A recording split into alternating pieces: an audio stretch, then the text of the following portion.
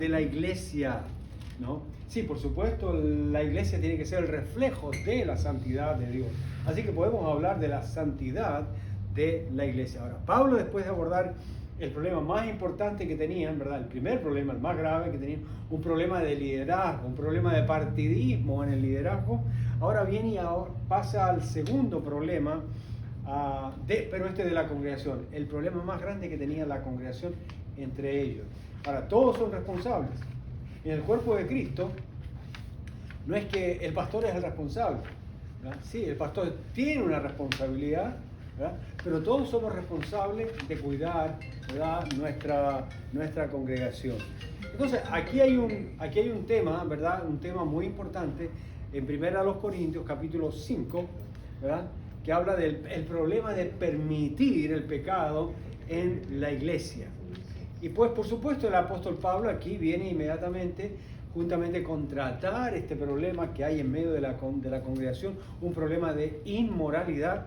Él aprovecha para discipular, informar, orientar, guiar a esta iglesia en Corinto para que aprenda a disciplinar, para que aprenda a poner orden en el cuerpo de Cristo.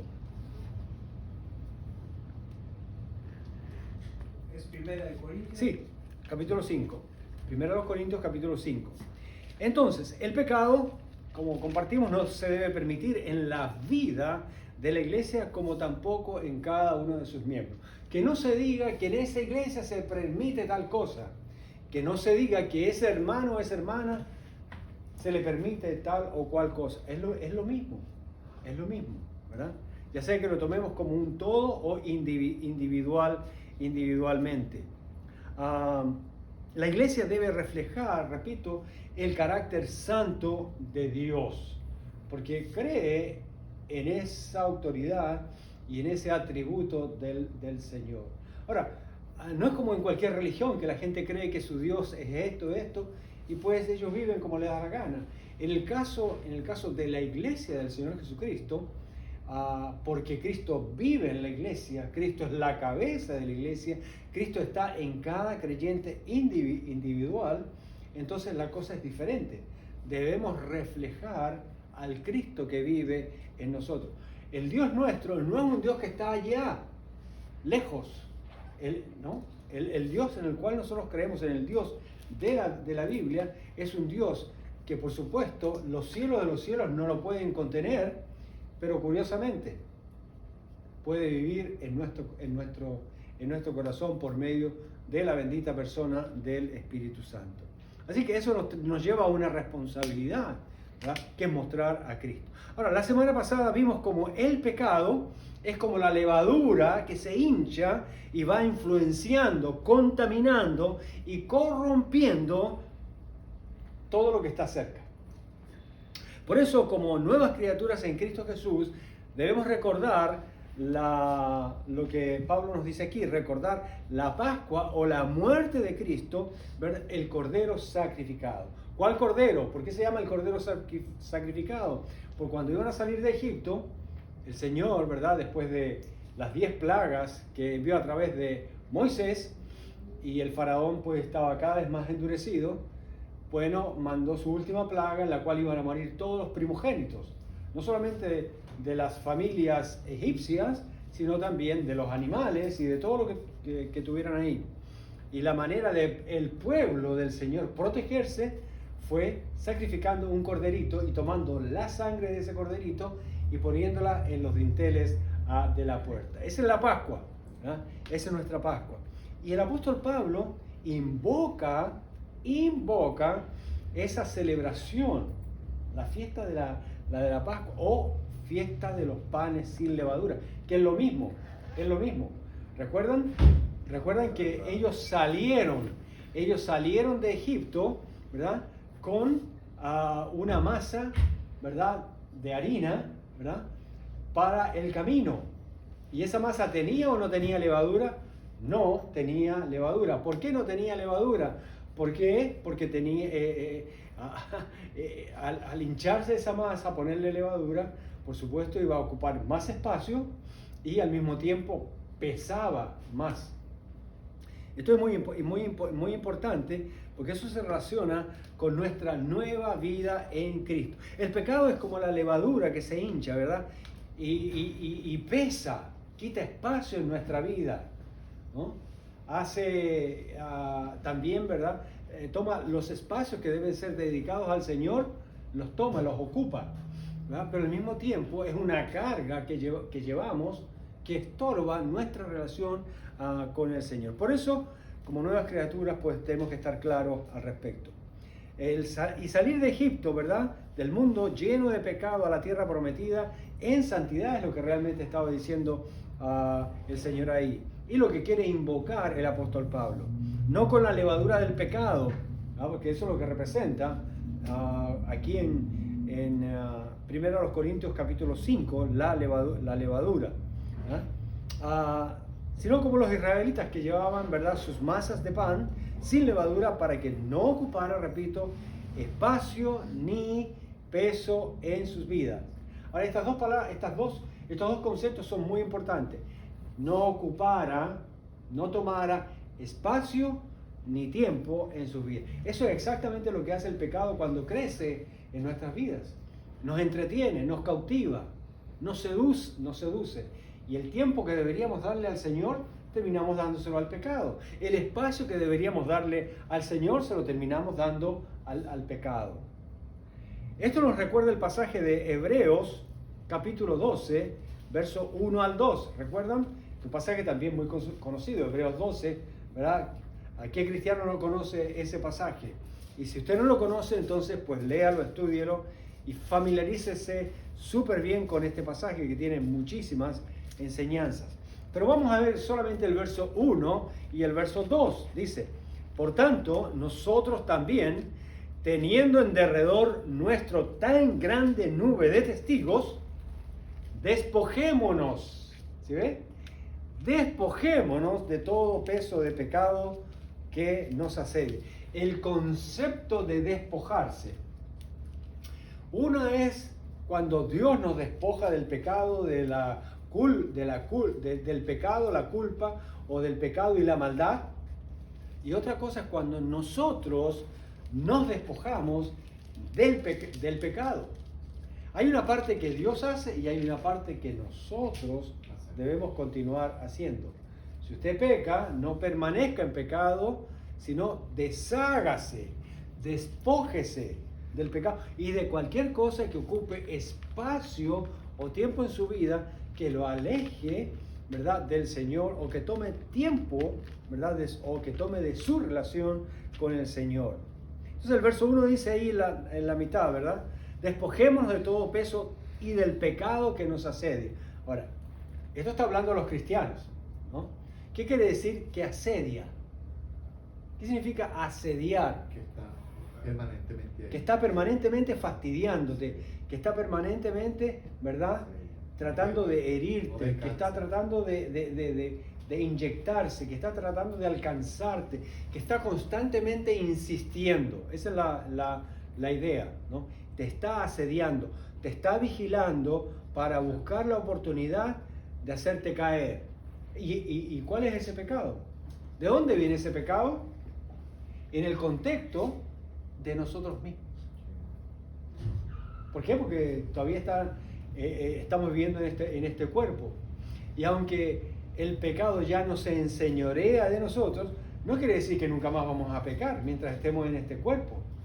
Y el pecado y la naturaleza pecaminosa, ¿verdad?, aunque ya están bajo el señorío y la autoridad de Cristo, saben que todavía nos pueden hacer un daño. Y es nuestra decisión, ¿verdad?, con la ayuda del Señor, de no permitirlo. Por eso el texto dice: por tanto, también nosotros, teniendo en derredor tan grande nube de testigos, despojémonos de todo peso del pecado que nos asedia. O sea, cualquier cosa que se conecte o que le abra la puerta, nosotros tenemos que quitarlo, ¿verdad? Si usted ha tenido problemas con el alcohol, pues antes de conocer a Cristo, pues, y tiene un barcito ¿verdad?, en la casa, mejor bote eso. No se exponga. Ese es un peso que a usted lo está asediando. En cualquier momento, está cansado, tiene un despecho de amor, o está medio deprimido, o lo que sea, usted va a agarrar esa cuestión y se lo va a meter, ¿verdad? Se lo va a tomar, se lo va a beber y no sabe cuándo va a parar. Y usted va a decir, bueno, entonces pues esta pena la vamos a ahogar con este trago.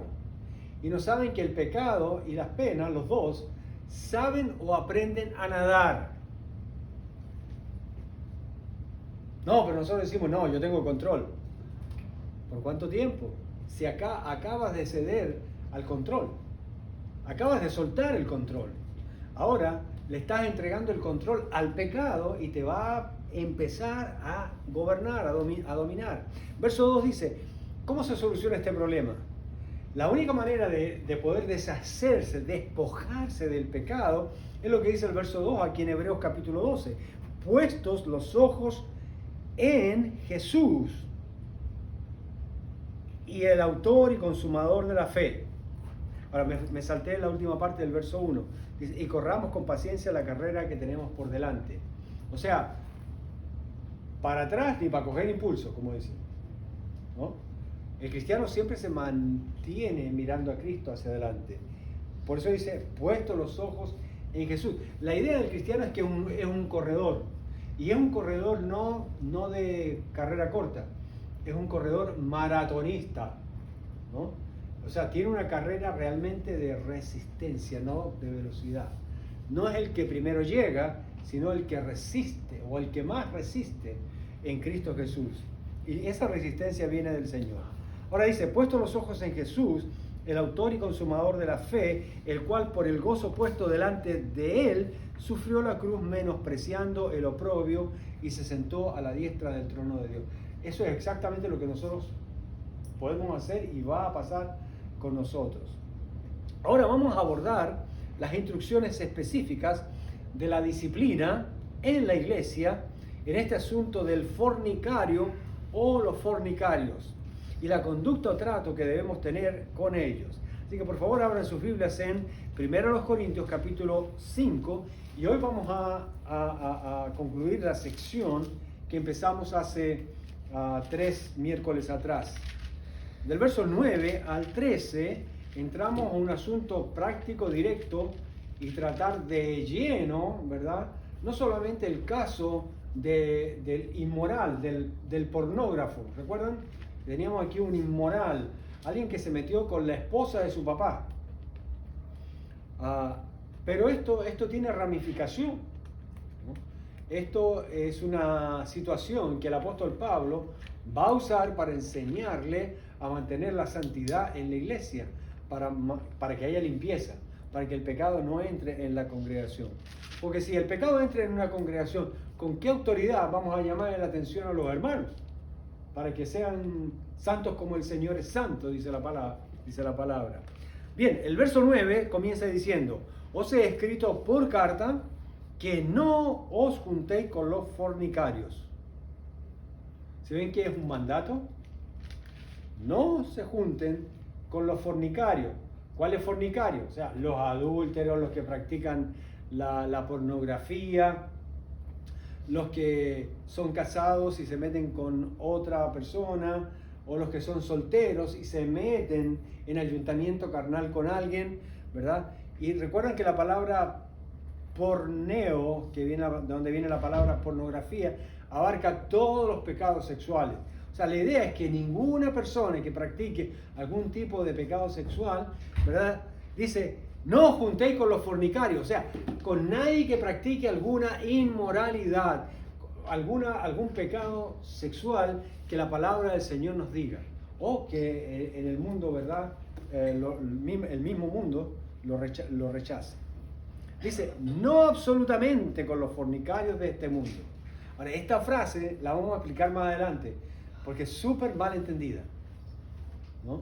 No absolutamente con los fornicarios de este mundo, o con los avaros, o con los adúlteros, o con los idólatras, pues en tal caso os sería necesario salir del mundo. En la última parte del versículo 10, ya tenemos una explicación, algo que nos ayuda, ¿ok? A entender esta parte que les dije del absolutamente, que ya lo vamos a explicar esa palabrita.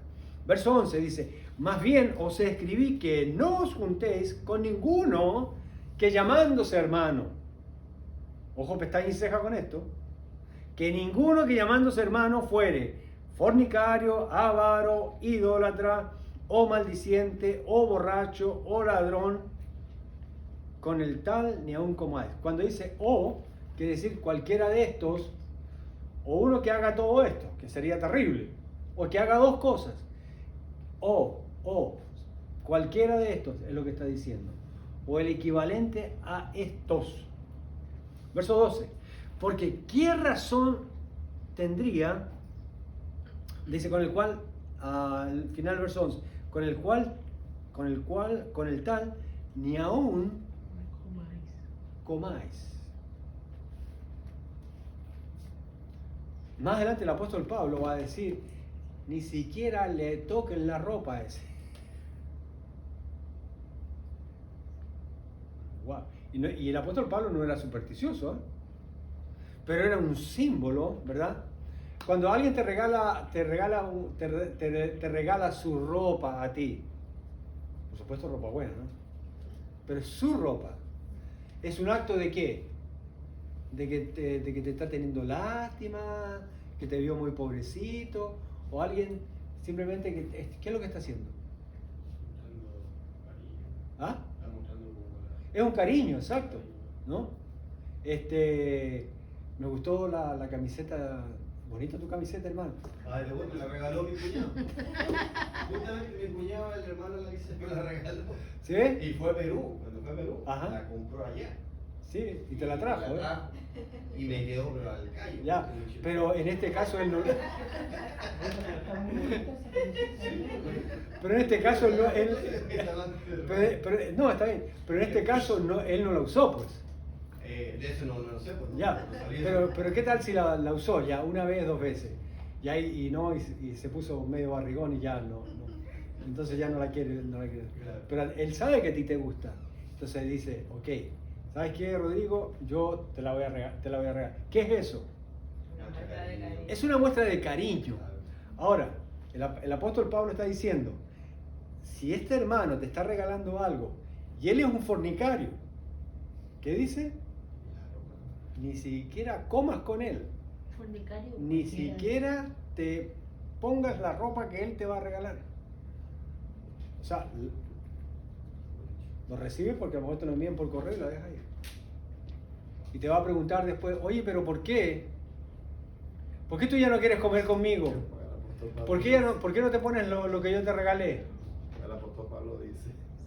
El apóstol Pablo dijo que los fornicarios, que los adúlteros, etc. Y se la dices. Y el otro va a poner el grito en el cielo, pero es tu oportunidad para decirle algo que quizás no se lo hubieses dicho antes. Es una manera de oficialmente protestar, de que la persona experimente el rechazo de Dios por su pecado. Pero nosotros, ¿qué es lo que hacemos?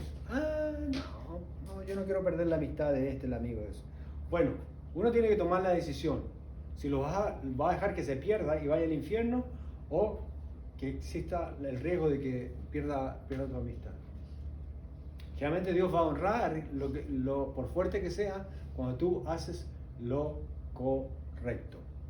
Ahora el verso 12 dice, porque ¿qué razón tendría yo para juzgar a los que están afuera, o sea, a los que no son cristianos? ¿No juzgáis vosotros a los que están adentro, es decir, dentro de la iglesia? Y verso 13, porque a los que están afuera Dios juzgará, o sea, a los inconversos. Quitad pues a ese perverso de entre vosotros. En el sentido del juicio de condenación, ¿ok? Porque la Biblia dice, por otro lado, que el juicio de Dios comienza ¿por dónde? Por la casa de Dios, ¿ya? Ahora, el juicio de Dios, ¿verdad? Sobre la casa, sobre su pueblo, ¿verdad? Mayormente tiene que ver con galardones, ¿ya? También tiene que ver con el llamado, pero en el caso con los de afuera, ahí no hay galardones, ahí hay condenación simplemente. Es el juicio final, o sea, es confirmar con una palabra final la decisión que ya Dios había tomado, ¿verdad? Y de la cual ellos pues nunca se arrepintieron para ser salvos. Como dijimos el domingo, ellos se tiran la soga al cuello solitos. Por rechazar a Jesús, ¿no? Exactamente. Ellos Ellos mismos se autocondenan al rechazar al Señor. Exacto. Ahora, Pablo muestra con absoluta claridad la diferencia entre los que son hermanos en Cristo y los que no son en este pasaje. ¿Sí ven? Realmente, yo quiero que se lleven esto esta noche. Que este pasaje realmente tiene dos partes nomás. Los que son cristianos y los que no son cristianos, ¿verdad? Los que son hermanos y los que no son hermanos. Ya Pablo había hecho una distinción antes, recuerdan en el capítulo 5, verso 1, entre judíos y gentiles, o entre los judíos y los paganos. El verso 1 dice: de cierto se oye que hay entre vosotros fornicación, o sea, este inmoral que estaba ahí en la iglesia, y tal fornicación cual ni aún, dice, se nombra entre los gentiles. Ahora, cuando Pablo usa esa palabra entre los gentiles, él está hablando como judío. Entonces está estableciendo una diferencia entre un judío y un pagano. Ahora, los paganos que no tienen a Dios, pues cometían toda clase de barbaridad. En este caso, los paganos o los gentiles estaban con la boca abierta, se les había caído la mandíbula, estaban totalmente sorprendidos y ellos mismos avergonzados de los cristianos que había un hermanito, que se llamaba hermanito, que estaba cometiendo algo que ni ellos hacían. Entonces, en el mundo secular, en el mundo pagano, ellos hubiesen tomado una acción y la iglesia no estaba haciendo nada, estaba de brazos cruzados. Los líderes, ¿no?, estaban más preocupados por ganar gente cada uno, ¿verdad? Estos 3, 4 líderes para ellos, en vez de ministrar a alguien que estaba realmente indisponiendo a la iglesia, haciéndole un daño de corrupción espiritual al interior de la iglesia y también denigrando a la iglesia delante los inconversos. La diferencia está ahora definida desde un punto de vista del cuerpo de Cristo y los que no lo son. Aquí se usa la expresión los de afuera y los que están adentro. También usa la expresión los que llamándose hermanos y los que son del mundo. Todas estas expresiones están aquí desde el verso 9 al verso 13. Usted ya lo leí, ¿no? Pero sígalo buscando ahí con sus ojos y lo va a encontrar. Ahora, ¿por qué Pablo hace esta diferencia? Una palabra, un sinónimo para diferencia. A ver, un antónimo para diferencia. Claro. Antónimo para diferencia. Igualdad. Entonces aquí no está diciendo que el uno es superior y el otro es inferior. Si se dan cuenta, está diciendo que son diferentes o que no son iguales. De hecho, no lo son. No quiere decir que el uno es mejor que el otro, ¿verdad?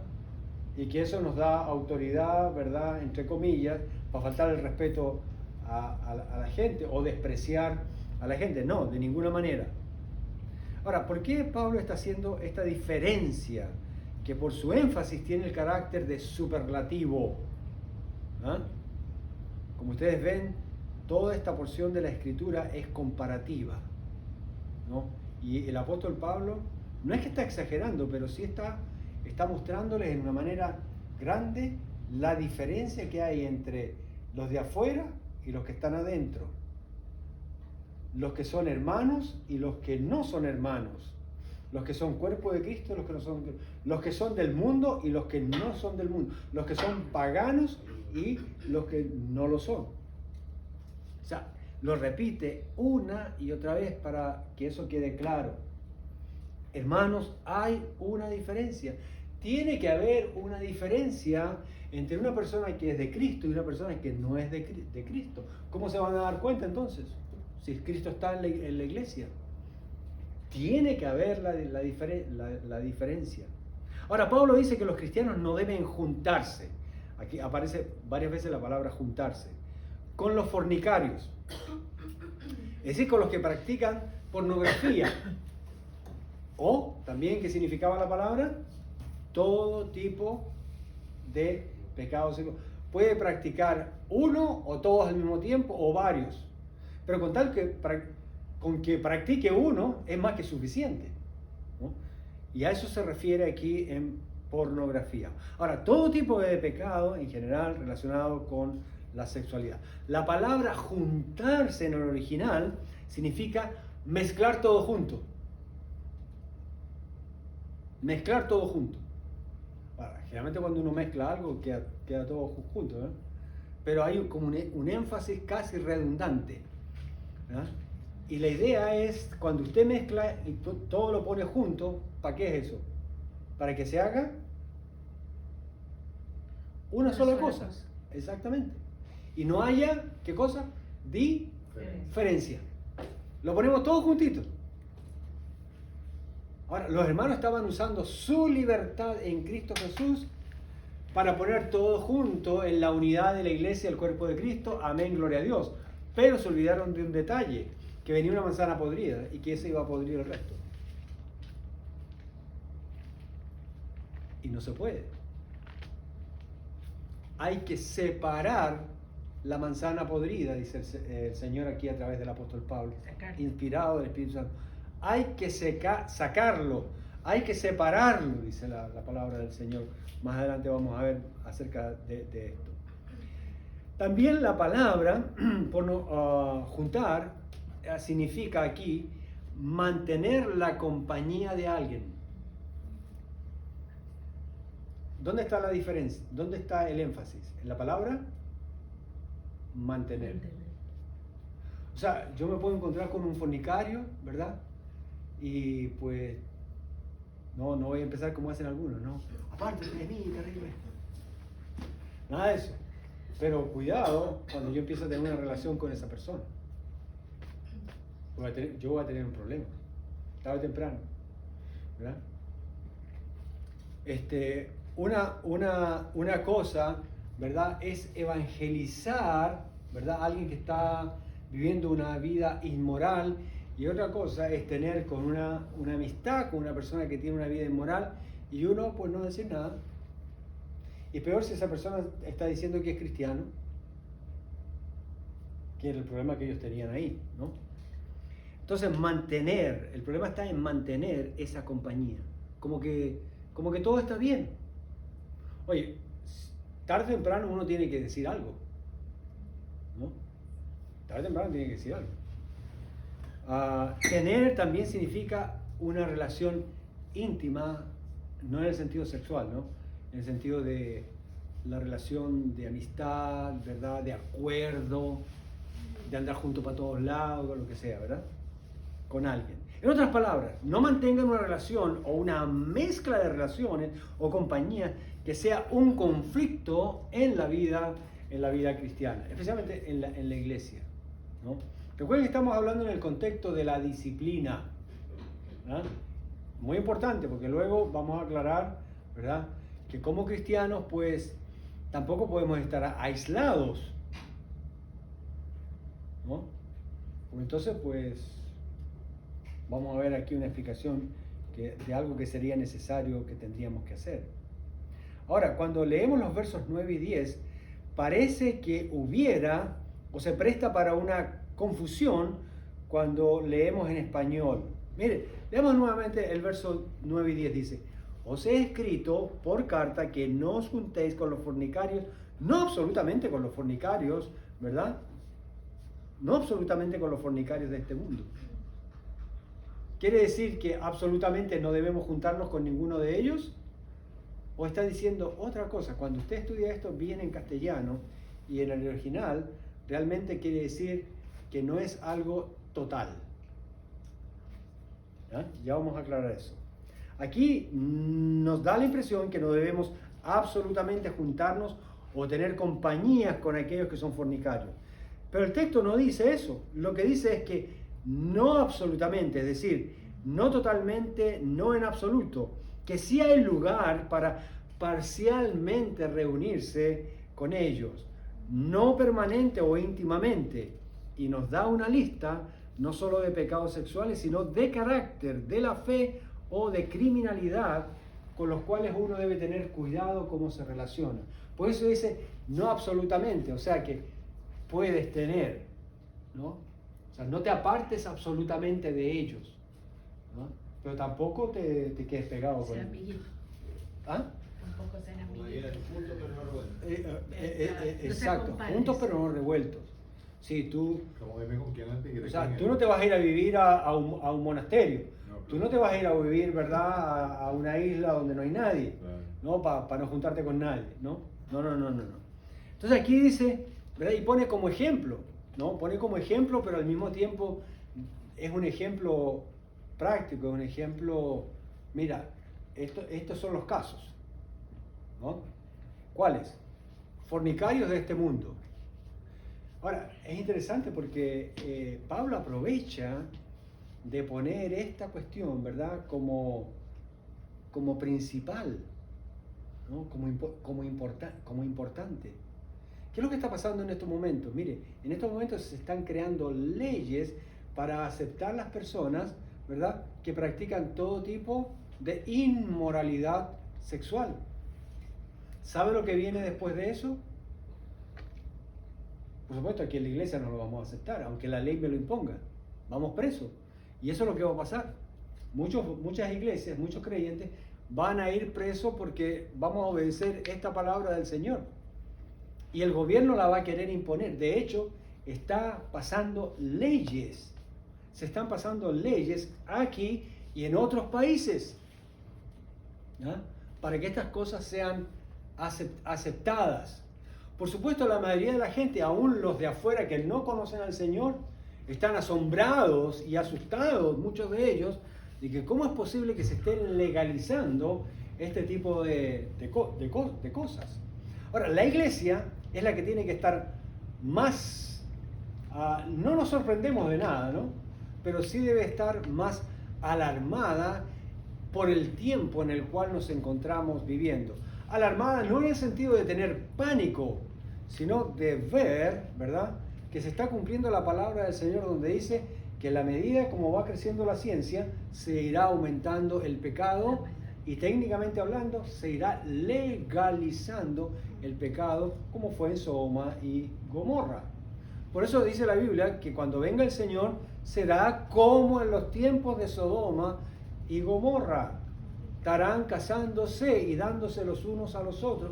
Y ese es un tutti frutti, ¿no? El concepto bíblico ahí, ¿verdad?, es una mezcla, ¿no? Una mezcla, sin importar, sin hacer diferencia, ¿no?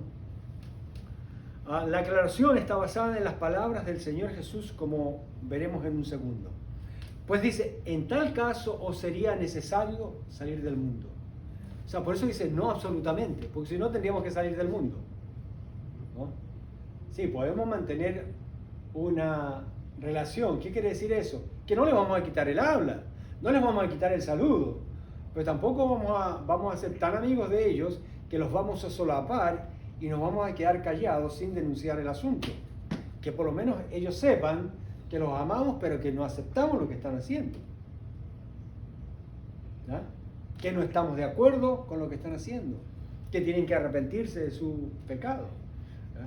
Y si usted no hace eso es porque no le ama a esa persona, porque realmente es cuando uno ama a alguien, le dice dónde está su problema, porque si no, no lo ama, ¿verdad?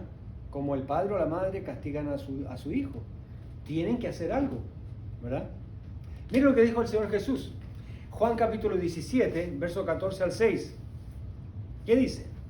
Yo les he dado tu palabra, Juan 17, 14 al 16, yo les he dado tu palabra y el mundo los aborreció. Está claro, el mundo nos va a aborrecer. Si usted habla la palabra del Señor, diga lo que diga, como lo diga, lo van a aborrecer. Dice, ¿por qué? Porque no son del mundo, como tampoco yo soy del mundo. O sea, si a Cristo lo aborrecieron, a nosotros también. Pero eso no nos debe hacer bajar la guardia, ni limitar en nuestra denuncia del pecado. Verso 15 dice, 17:15, no ruego que los quites del mundo, sino que los guardes del mal. Claro, porque al estar en el mundo, como hay tanto pecado, si tu propio pecado, dice lo que vimos nosotros recién en Hebreos capítulo 12, te asedia, imagina cómo será el pecado del mundo. O sea, tienes tu propio pecado y tienes la tentación del diablo, más el asedio y la influencia del mundo. O sea, tenemos 3 flechas en contra de nosotros caminando en dirección nuestra. Eso no nos sorprende, ya lo sabemos. Entonces, ¿qué debemos hacer? ¿Quedarnos callados? Hacer como hicieron los corintios, permitir, ¿verdad?, que ese inmoral se mezcle con nosotros y no digamos nada.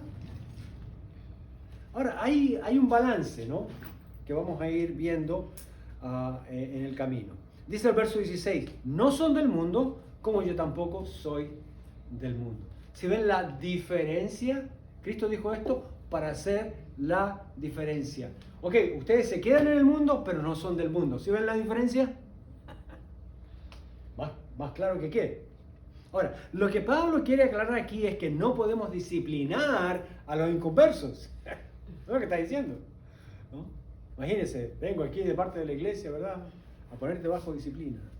Te vamos a comunicar con Dios. El otro va a decir, ok, que te vaya bien.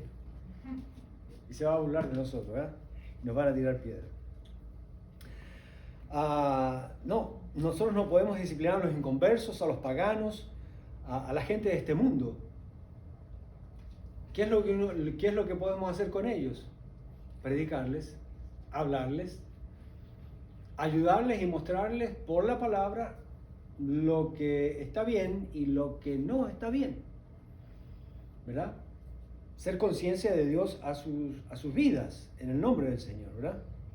Ahora, ¿cómo les vamos a compartir el Evangelio? Entonces, si pues no les podemos hablar y empezamos a ser jueces de ellos. Así es que se les hace ver, ¿verdad?, nada más lo que no está bien. O sea, no es posible para un hermano en Cristo permanecer en pecado como si fuera un pagano, inconverso o alguien de este mundo. Es lo que realmente está tratando de decirnos aquí el apóstol Pablo. Mira el verso 11, dice, más bien os escribí, no os juntéis con ninguno que, como que ahora lo aclara, ¿no?, por si acaso.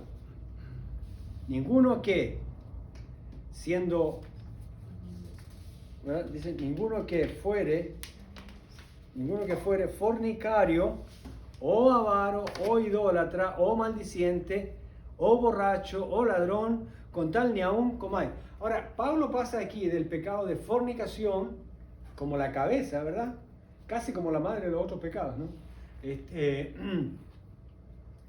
a mencionar otros, como la avaricia. De la fornicación pasa a la avaricia, de la avaricia pasa a la idolatría, de ahí pasa al que es maldiciente, al que es borracho, al que es ladrón. Aquí no hay un orden de esto pasa por esto, no es una cadena. Simplemente el apóstol Pablo los toma así como sueltos, ¿verdad?, para que nosotros nos demos cuenta de que la única relación que hay ahí es el pecado, pero que en algunos casos sí, pero no en este caso. Un pecado llama a otro pecado, ¿no? En este caso no es acción y efecto, lo que quiero decir, pero sí son considerados casi como al azar cada uno de estos pecados, ¿no? Y entonces, pues, si ustedes ven, la fornicación no tiene relación con la avaricia, ni con el maldiciente, o con el borracho, o con el ladrón, aunque hay fornicarios que son avaros, aunque hay fornicarios, ¿verdad?, que son ladrones, que también son borrachos, etc., ¿no? Pero, sí, el propósito aquí no es explicarnos una cadena de pecado, por eso dice o, ya sea este o este otro, ¿no? Es como casi selectivo o individual con respecto a esto. Dice, con el tal ni aún comáis. Ya vamos a explicar qué significa realmente eso. Mire la sanción disciplinaria o de separación que tiene que haber. Con el tal ni aún comáis. Ahora, esto pudiera referirse a la cena del Señor. ¿Ah? Si alguien está en pecado, en general, cuando usted lee 1 Corintios el capítulo 11, ¿verdad?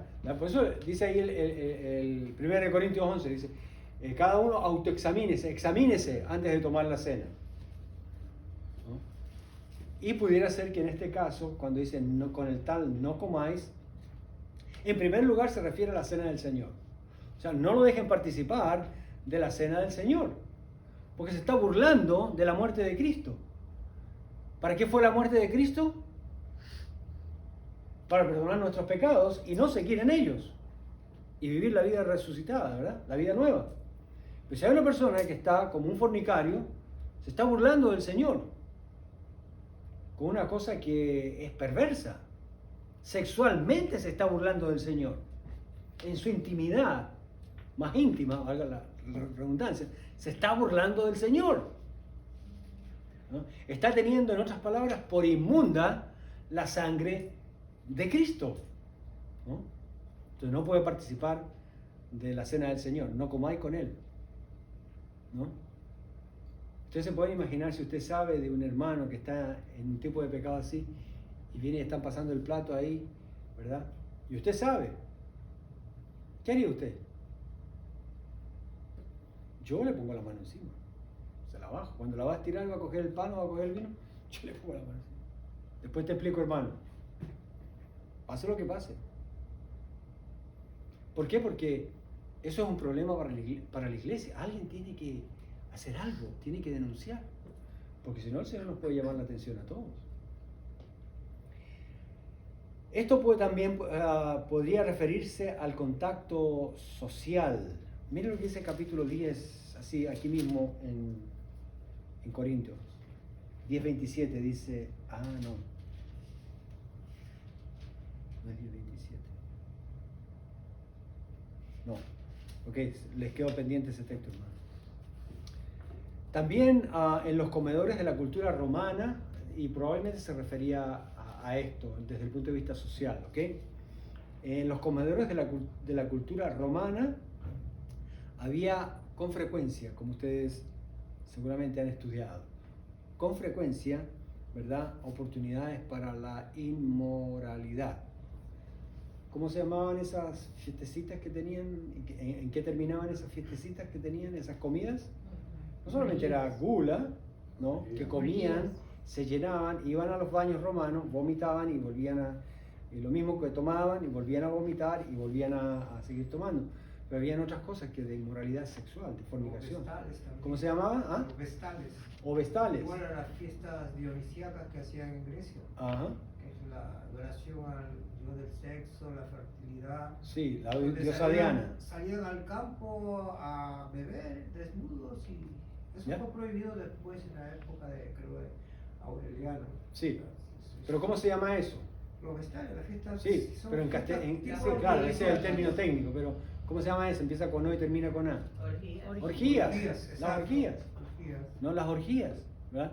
Entonces, oye, mira, ahora, ¿se puede imaginar un cristiano yendo a una comida donde va a haber una orgía con los romanos? O sea, ¿qué hace ahí?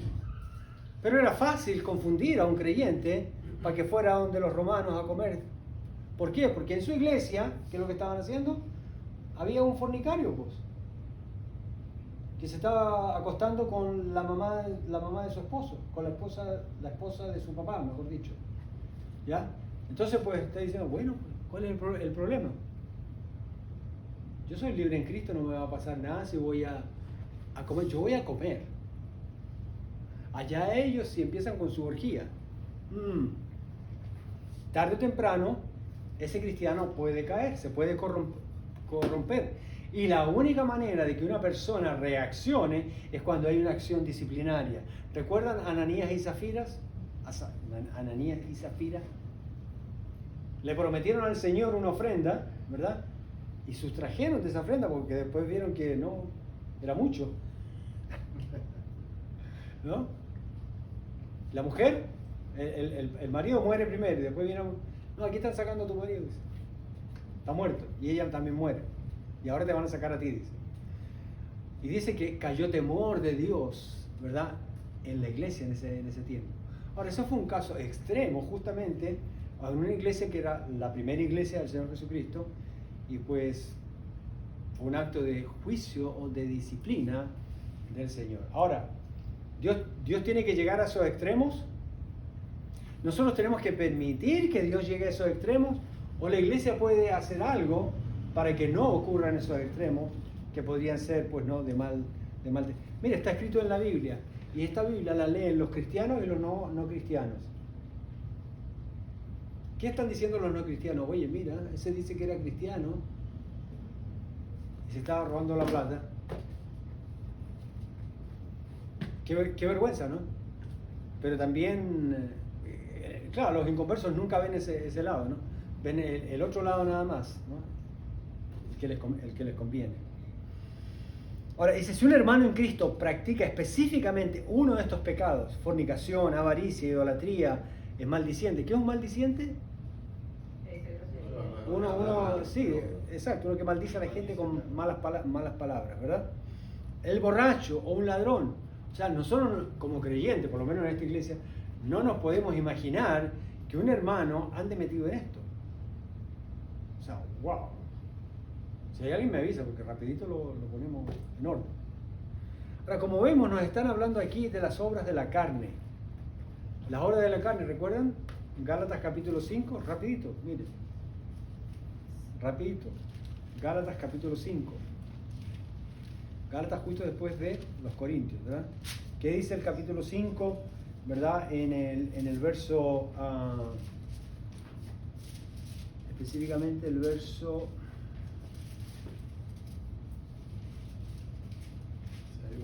19. Y aquí ustedes pueden ver una progresión. Aquí sí pueden ver ustedes una progresión, una cadena. Gálatas 5 a 19 dice, y manifiestas son las obras de la carne, que son, aunque esta es una lista, pero si uno la analiza también tiene una progresión. O sea, aquí vemos como un pecado también puede llevarte a otro pecado. Mira, dice adulterio, fornicación, inmundicia, se refiere a las inmundicias sexuales, ¿verdad? Personas que tienen ayuntamiento con animales o hacen cosas indeseables, ¿verdad? Lascivia, ¿qué es lascivia? ¿Verdad? Idolatría, y de ahí pasa a la idolatría. Hechizaría, enemistades, pleitos. Puede haber una progresividad ahí, pero en realidad está haciendo una lista también, ¿ok? Iras, contiendas, disensiones, herejías, envidias, homicidios, borracheras, orgíos y cosas semejantes a estas, acerca de las cuales os amonesto, que ya os lo he dicho antes, que los que practican tales cosas no heredarán el reino de los cielos. Ahora, aquí habla, por ejemplo, una contienda. Usted puede tener una discusión con alguien. Ahora, si usted es un contencioso, usted tiene un problema. ¿Cuál es el problema? Es que a lo mejor usted no es cristiano y se está llamando creyente, pero no lo es. Y si lo es, usted no ha entendido realmente lo que significa la vida nueva en Cristo y hay que trabajar de cero con usted. ¿Cómo? Lo vamos a disciplinar. Pues si usted le pregunta a una persona de estas, ¿sabe que está malo esto? Generalmente te van a responder que sí, que saben que está malo. ¿Y usted por qué lo hace? Y te dan una lista a sí mismo de explicaciones que no sirven para nada, ¿no? Ahora, la clave como un acto de disciplina, aquí, de lo que está hablando el apóstol Pablo, es no juntarse, dice, con estos que se llaman hermanos. No dice que no nos juntemos con los paganos, con los inconversos que practican estas cosas. Hay casos que son extremos, por eso dice no absolutamente. Hay casos donde mejor ni te acerques, ¿no? Ni te acerques, ¿no? Para que no seas enredado. Nadie tiene el derecho de llamarse un hermano en Cristo si practica alguno de estos pecados. En realidad, si lo practica, la palabra nos da el derecho, la discreción, el buen juicio de pensar que a lo mejor esa persona no es cristiana. Eso es lo que realmente está diciendo aquí, ¿no? De hecho, como dijo David Wilkerson, la iglesia de hoy está pasando por una cosa que jamás nos imaginamos que iba a pasar. Evangelizar a la iglesia. Evangelizar o reevangelizar a los evangelizados. Nuestras iglesias en esta época, todas, hay gente que piensan que son cristianos y no han nacido de nuevo. No se han arrepentido de sus pecados. Quizás levantaron la mano, repitieron la oración del pecador, quizás por ahí tuvieron una lagrimita de cocodrilo, ¿verdad? Pero igual se comieron el muerto. No cambiaron su vida. Claro.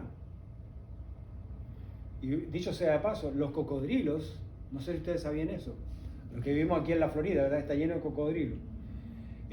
Los cocodrilos son especialistas en comerse animales muertos. Les encanta. Son carnívoros, por así decirlo. Caníbales. ¿No? Se comen y se comen a sus propias especies. Ellos ven a un cocodrilo chico que anda por ahí, van y se lo comen. ¿Y qué dice la Biblia para nosotros? Que debemos cuidar a los débiles en la fe. Al contrario de eso. ¿Ah? Ok, ahora, ¿cuál es la razón detrás de todo esto en cuanto al respeto, consideración y autoridad que Dios nos ha dado? Mire el verso 12 y 13. Dice, porque ¿qué razón tendría yo para juzgar a los que están afuera? ¿No juzgáis vosotros a los que están adentro? Porque los que están fuera, Dios juzgará. Pero le está diciendo a la iglesia que juzguen al hermano, ¿sí ven? Pero son dos juicios diferentes. I turn it off because I have a noise. Feedback. You want me to turn it on? Okay. Perdón, hermano. Okay. Okay.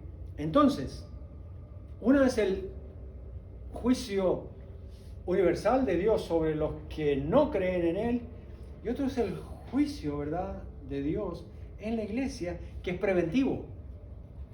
¿Qué es lo que está tratando de hacerse con este inmoral que dice que es cristiano? Ok, él es cristiano, entonces vamos a hacer algo, ¿verdad?, que los cristianos podemos hacer. Y le dice a la iglesia que lo juzgue, que lo discipline. ¿Para qué? Para ver si así se arrepiente. ¿Recuerdan lo que vimos en los versos 1, 2 y 3? Dice, para que sea su carne, ¿verdad?, mortificada o lesionada o lo que sea. Específicamente dice,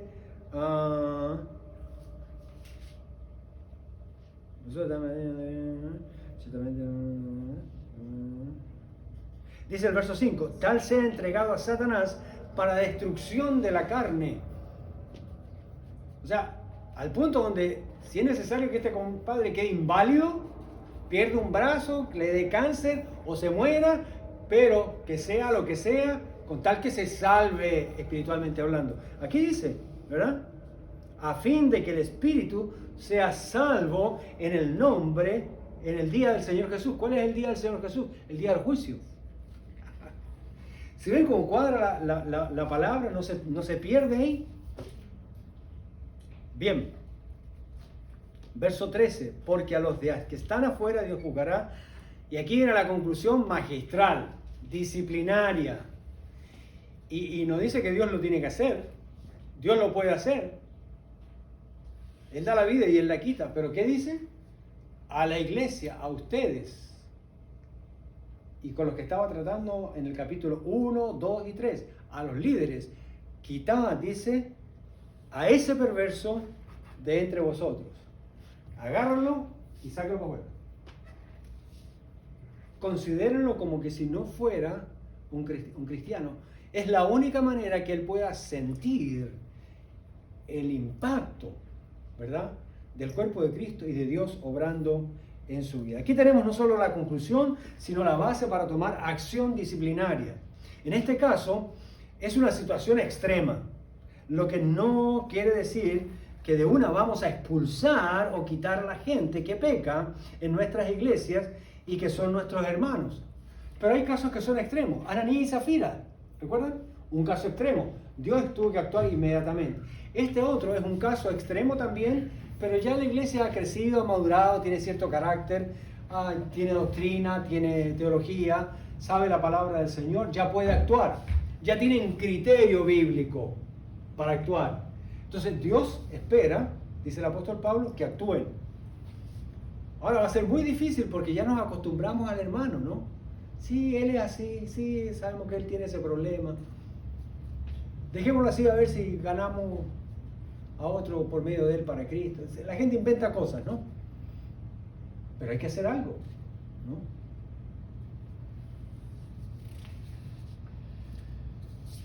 El versículo 12, que quiero enfatizar un poquito, ¿verdad? Nos dice: porque ¿qué razón tendría yo para juzgar a los que están fuera? ¿No juzgáis vosotros a los que están dentro? Pablo y la iglesia deben tratar con los miembros, pero los creyentes deben permitir a Dios tratar con los no miembros. Es lo que está diciendo Pablo. Los creyentes no debemos juzgarnos los unos a los otros.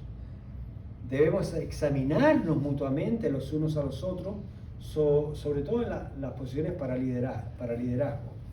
En segundo lugar, debemos ejercitar la disciplina cristiana cuando la reputación de la iglesia está en peligro o la vida espiritual de la iglesia está en juego. Punto de aplicación y chequeo de integridad. Ok, no podemos apartarnos totalmente del mundo, pero sí de sus pecados. Amén.